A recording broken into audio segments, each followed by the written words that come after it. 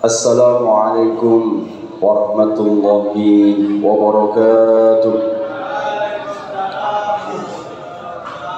Alhamdulillahirabbil alamin. Wassalatu wassalamu ala asyrafil anbiya wal mursalin sayyidina maulana Muhammadin wa ala alihi wa ahli baitihi wa ashabi ajma'in. Qawlu subhanaka la ilma lana illa ma 'allamtana innaka antal alimul hakim. Amma ba'd. Hadratil mutaramin, para alim, para ulama, sesepuh bini sepuh segenap Bapak Ibu dan guru yang hadir saat ini, dan semua siswa-siswi SMA Maryam yang insya Allah semuanya adalah calon-calon pemimpin dunia. Allahumma. Yang insya Allah nanti calon-calon presiden. Allahumma. Amin. Dan insya Allah yang laki-laki adalah calon-calon imam Masjidil Haram. Allahumma. Serta yang perlu kita doakan dan mintakan pada Allah Subhanahu wa taala, moga-moga kita semuanya adalah ahli surganya Allah Subhanahu wa taala. Amin ya rabbal alamin. Baik, kita membaca doa thalabul ilmi. Moga-moga diberikan oleh Allah Subhanahu wa taala ilmu yang bermanfaat, ilmu yang barakah, ilmu yang mengantarkan kita semuanya selamat dunia sampai akhirat. Amin ya rabbal alamin. Bismillahirrahmanirrahim. Bismillahirrahmanirrahim. Allahumma anfa'na bima 'allamtana wa 'allimna ma yanfa'una wa zidna ilman nafi'a. Al-Fatihah. A'udzu billahi minasy syaithanir rajim. Bismillahirrahmanirrahim. Alhamdulillahi rabbil alamin. Arrahmanir rahim. Maliki yaumiddin. Iyyaka na'budu wa iyyaka nasta'in. Ihdinas siratal mustaqim. Siratal ladzina an'amta 'alaihim ghairil maghdubi 'alaihim waladdallin. Amin. Kita baca surat Asyir dulu bersama-sama. Allahumma sholli ala sayyidina Muhammad wa ashiri zalimin bi'zalimin. Allahumma sholli ala sayyidina Muhammad wa ashiri zalimin bi'zalimin wa akhrijna min bainihim salimin wa ala alihi wa sahbihi ajma'in. Allahumma sholli ala sayyidina Muhammad. Oke, kita meneruskan yang kemarin, bahasan kitab Safinatun Najah. Silakan ditulis. Kalau kemarin ada 6 orang yang harus mandi wajib, 3 untuk laki-laki dan perempuan, yang 3 khusus untuk perempuan. Nah, sekarang masih bahasan yang 3 untuk berdua, laki-laki dan perempuan. Kemarin adalah ketika pertemuan 2 kemaluan antara laki-laki dan perempuan, itu wajib mandi, hanya bertemu saja, belum lapo-lapo. Itu lebih baiknya adalah mandi. Belum lapo-lapo ya. Asosiasinya sudah mikir macam-macam. Yang kedua kemarin adalah keluar mani dengan ketentuan-ketentuan sudah jelas kemarin. Sekarang yang ketiga, orang yang wajib mandi adalah karena mati atau kematian.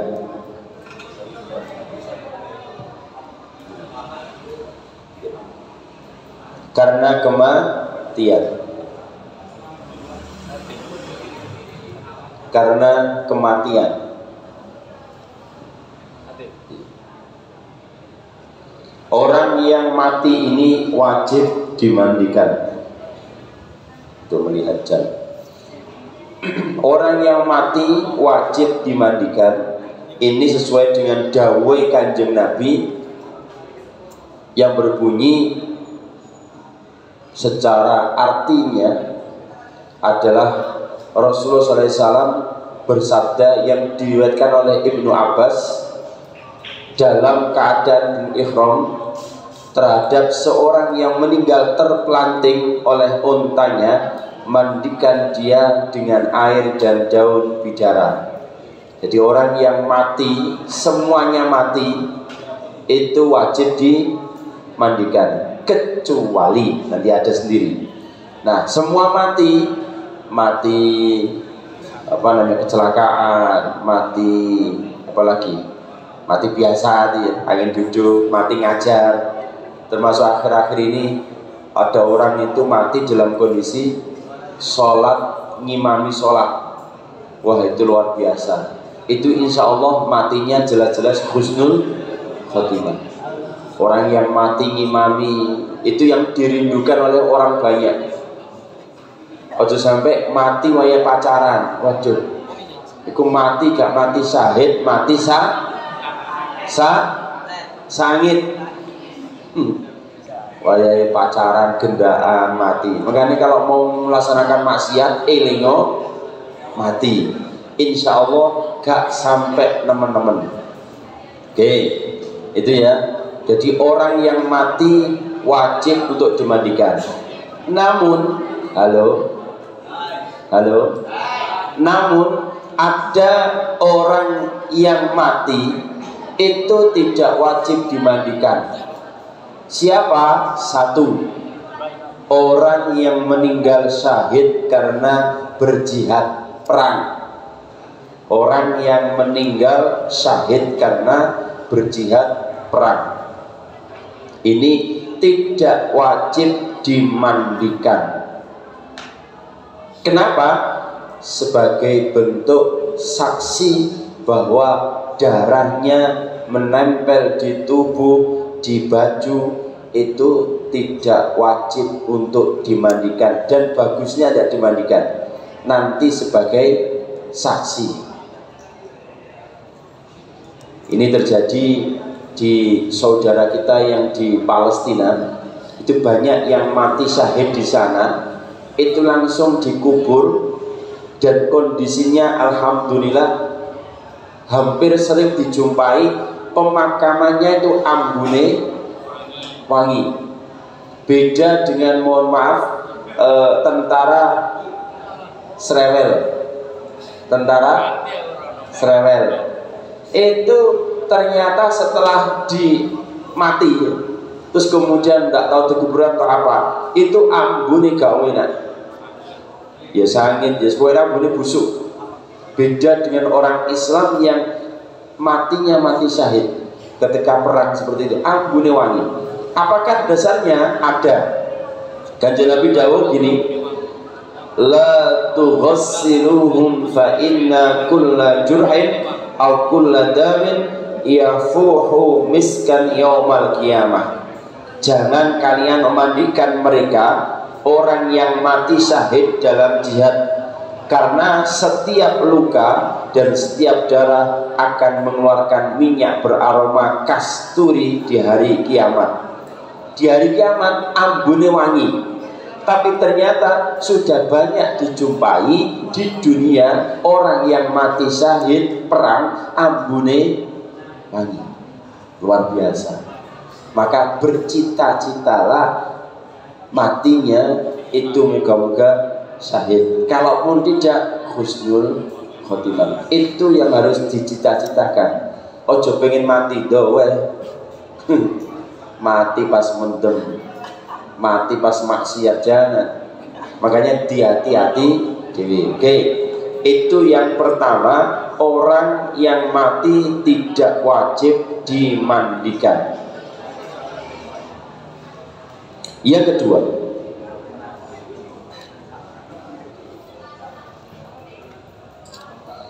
Pak, apakah masih tetap dikafani? Masih disunahkan untuk dikafani. ya, disunahkan dikafani, dan memang ada pendapat para ulama harus dikafani. Jadi tidak perlu dimandikan tapi harus dikafani tetap, supaya nanti menghadap Allah Subhanahu wa taala ya kondisinya itu dalam kondisi sesuai dengan umat Islam yang lainnya, yaitu dikafani dengan layak tentunya, ya pakaian putih itu. Oke, yang kedua, calon jabang bayi yang keluar sebelum waktunya. Calon jabang bayi, arek bayi, calon jabang bayi yang keluar sebelum waktunya.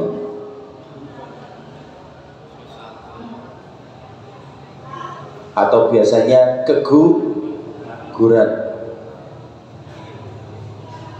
termasuk dalam jenazah yang tidak wajib dirawat atau dimandikan seperti jenazah yang lainnya.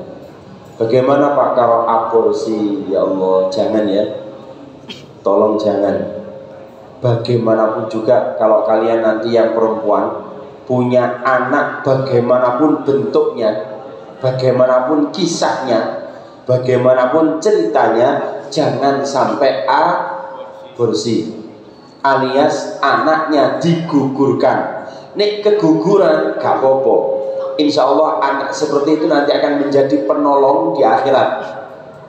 Menurut riwayat, anak-anak yang meninggal dunia seperti itu nanti akan diramut sama Nabi Ibrahim, yang nanti akan membantu orang tuanya di saat orang tuanya nanti di padang mahsyar. Pak, wis kadung isi nih Pak, karena prosesnya LKMD, lamaran keri meteng dhisik kan izin Mbak, akhirnya anaknya digugurkan. Jangan. Bagaimanapun juga anak itu tidak kondisinya anak yang harus dilahirkan, dan anak itu bukan anak haram, hubungannya yang hubungan haram. Kalau anaknya tetap suci, daripada nanti izin Pak, anak saya izin, saya juga izin, oh tambah nemen mau pateni ya. Tapi saran saya jangan sampai aborsi, tapi ya jangan sampai LKMD, jangan. Eling ya, anak Maryam jangan. Jadi hati-hati betul, makanya jangan pacaran sih, karena masih SMA itu rawan sekali setan gede ya, setan gede, hati-hati betul ya, ojo sampai nemen-nemen. Oke, itu ya. Jadi terus bagaimana Pak? Seumpama ada anak itu mau dilahirkan, halo perhatikan, anak mau dilahirkan tapi ibunya itu juga sakit parah. Kalau anak ini dilahirkan, ibunya yang mati. Kalau ibunya yang maksudnya hidup, anaknya yang mati. Jadi harus ada dua pilihan yang podo sulite. Itu bagaimana? Menurut ulama fikih, ini bukan pendapat saya, ulama fikih itu ketika seperti itu, maka jika pilihannya sama-sama sulitnya, pilihlah anaknya yang dikorbankan. Pilihnya anaknya yang dikorbankan. Kenapa? Karena ibu itu masih harus memperjuangkan proses berikutnya. Itu kalau pilihan sulit. Nek bodoh-bodoh mati ini beda lagi. Tapi kalau salah satu yang meninggal dunia yang harus dikorbankan, maka pilihlah anaknya yang dikorbankan. Karena memang bodoh-bodoh sulit dan itu darurat. Jadi ahli fikih memberikan memberikan solusi bahwa jika ada demikian itu. Nah, jika itu yang dipilih, maka anak ini juga posisinya sama dengan anak keguguran. Bagaimana anak ini? Insya Allah juga nanti akan menjadi penolong di akhirat. Karena nanti kalau yang dikorbankan ibunya, sementara ibunya ini sudah punya tanggung jawab kehidupan, ngeramut istrinya, ngeramut suami, ngeramut anak dan dia punya perjuangan pekerjaan, maka ini punya jasa yang harus teruskan. Tapi kalau anak itu kan belum punya efek apa-apa. Itu jika ada pilihan yang sama-sama sulit. Understand? Oke, tolong dipahami itu. Nah, apakah ada dasar dari kanjeng Nabi? Ada. Kanjeng Nabi dawuh, "At-tiflu la yusalla alaihi wa la yarithu wa la yurathu hatta yastahilla." Bayi yang meninggal pada saat dilahirkan tidak disolatkan, tidak dapat mewarisi dan tidak dapat diwarisi sampai ia menangis menjerit pada saat persalinan. Jadi kalau sudah belum lahir, sudah meninggal, maka itu nanti ada kaidah ini, yaitu tidak perlu disolatkan, tidak dapat mewarisi dan tidak dapat diwarisi karena meninggalnya di dalam. Beda nanti kalau di luar, itu urusannya beda. Nah, ternyata ini ada perbedaan pendapat mengenai batasan. Imam-imam besar memberikan pendapat yang beda-beda. Menurut mazhab Syafi'i dan Hanafi, calon jabang bayi tidak perlu dimandikan bila jenazah dilahirkan tidak dalam keadaan bernyawa. Jadi menurut siapa? Imam Syafi'i dan Imam Hanafi. Ini dalam kondisi tidak bernyawa, tidak perlu dimandikan. Dan bentuk tubuh jenazah tersebut masih belum sempurna layaknya manusia normal. Biasanya usianya masih belum sampai 9 bulan, kadang 7, kadang 6 atau mungkin 4 ya, 4, 5. Kalau 7 itu kadang ada yang masih bisa normal walaupun prematur. Nah, jenazahnya calon jabang bayi tidak perlu dimandikan seperti pemandian jenazah pada umumnya, melainkan cukup dengan mengguyurkan air dan dilipat dengan kain. Itu pendapat dari berbagai macam pendapat para ulama. Nih, Imam mazhab Hanafi menambahkan ketentuan usia kandungan sebelum 4 bulan sebagai ketentuan jenazah yang tidak wajib dimandikan. Jadi kalau sebelum 4 bulan itu adalah jenazah tidak perlu dimandikan. Mazhab Maliki menyebut syarat lain seperti tidak ada tanda-tanda kehidupan seperti menangis dan menyusui pada jenazah. Jadi mazhab Maliki itu tidak harus 4 bulan, tapi keluar itu sudah mati alias mati dalam kandungan, dia juga sama, tidak perlu dimandikan. Oke, paham? Maka nanti jika ada kejadian seperti ini, bisa kalian itu menyampaikan pada orangnya. Makanya ojo ngomong di dewe. Penting sekali. Enak-enak takoni karo orang-orang yang ada di di rumah sakit. Karena tidak sedikit dari lulusan Maryam yang memilih jurusan bidan perawat. Terus kalau kejadian seperti ini, maka eling rek dhisik diterangno karo Pak Ulum, ternyata tidak perlu dimandikan jika matinya di dalam kandungan. Kalau di luar itu nanti boleh dimandikan. Kondisi ini bertambah lagi, ada informasi ketika dulu meninggal dunia dalam kondisi corona atau COVID itu menurut pertimbangan dari fatwa MUI nomor 18 tahun 2020, maka pengurusan jenazah ketika matinya adalah dengan kondisi COVID maka juga tidak perlu dimandikan karena pertimbangan-pertimbangan khusus. Walaupun ada mutin yang berani, ada mutin-mutin yang masih berani memandikan, ada. Selagi tidak terindikasi COVID masih ada yang berani memandikan. Nah, ini beberapa hal yang tidak wajib dimandikan. Tapi orang yang mati karena COVID ini cukup ditayamum itu air, karena emang dia tidak boleh mandi. Oke, itu ya terkait dengan beberapa orang yang dia wajib mandi. Yang kemarin masih ingat adalah pertemuan antara kemaluan laki-laki dan perempuan, keluarnya mati, dan yang ketiga karena mati. Dan persiapkan selalu kematian itu menghampiri diri kita kapanpun dan dimanapun. Enak-enak ngajar, enak-enak belajar, apakah bisa mati? Bisa. Enak-enak duduk seperti ini, apakah bisa mati? Bisa. Ketika dolanan HP, apakah bisa mati? Bisa. Ketika angop, apakah bisa mati? Bisa. Sangat bisa. Maka ayo selalu persiapkan diri kita untuk menghadapi kematian. Pun itu moga-moga menjadi ilmu yang bermanfaat, ilmu yang barokah, dan moga-moga kita selalu menjadi orang-orang yang insya Allah matinya dalam keadaan husnul khotimah. Lupa, kalau orang itu pengen mati tersenyum bagaimana Pak? Gampang. Menurut Profesor Dr. Kiai Haji Imam Mawardi, 3 cara.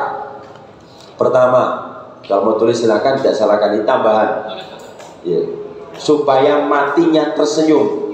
Menurut Profesor Dr. Kiai Haji Imam Mawardi yang sudah almarhum, Allahumma fillah warham wa fa'amahu. Pertama apa? Beliau menyampaikan serius belajar memutus hubungan hati selain Gusti Allah. Serius belajar memutus hubungan hati selain Gusti Allah. Jadi ojo kumantil karo saliyane Gusti Allah. Ayo kumantil atine nang Gusti Allah. Diri-diri. Yang kedua, beban hidup jangan dipikul sendiri. Ono beban hidup gak usah dipikir, karena sing mikir wong akeh. Ono panas gak usah dipikir, karena sing mikir wong akeh. Ono masalah opo gak usah dipikir, itu karena adalah semuanya dari Gusti Allah. Yang ketiga, supaya hidup bisa tersenyum, lupakan kesalahan orang lain. Ojo eling-eling salai wong. Insya Allah mati nih guya guyu. Ya, bisa diterapkan. Kan ada orang itu mati nih mesem, ono sing guyu, ono sing mati nih jujur. Saya doakan kepada kalian semuanya ketika meninggal dunia dalam kondisi tersenyum. Allahumma al-Fatihah. A'udzubillahi minasyaitonir rajim. Bismillahirrahmanirrahim. Alhamdulillahi rabbil alamin arrahmanir rahim maliki yaumiddin. Iyyaka na'budu wa iyyaka nasta'in ihdinas siratal mustaqim siratal ladzina an'amta 'alaihim ghairil maghdubi 'alaihim waladdallin. Amin. Istighfar. Astaghfirullah rabbal baraya. Astaghfirullah minal khataya. Rabbi zidni nafi'an wa wafiqni amalan salihan. Astaghfirullah rabbal baraya. Astaghfirullah minal khataya. Rabbi zidni ilman nafi'an wa wafiqni amalan salihan. Astaghfirullah rabbal baraya. Astaghfirullah minal khataya. Rabbi zidni nafi'an wa wafiqni amalan salihan. Amin ya rabbal alamin. Wal asri بسم الله الرحمن الرحيم والعصر إن الإنسان لفي خسر إلا الذين آمنوا وعملوا الصالحات وتواصوا بالحق وتواصوا بالصبر صدق الله العظيم. كلام يمل سماعه تنزه عن قول وفعل ونية به أستفي من كل داء ونور دليل للقلب عند الجهل وخيرات فيعلم بما تعني بسر حروفه ونور به قلبي وسمعي ومخلتي.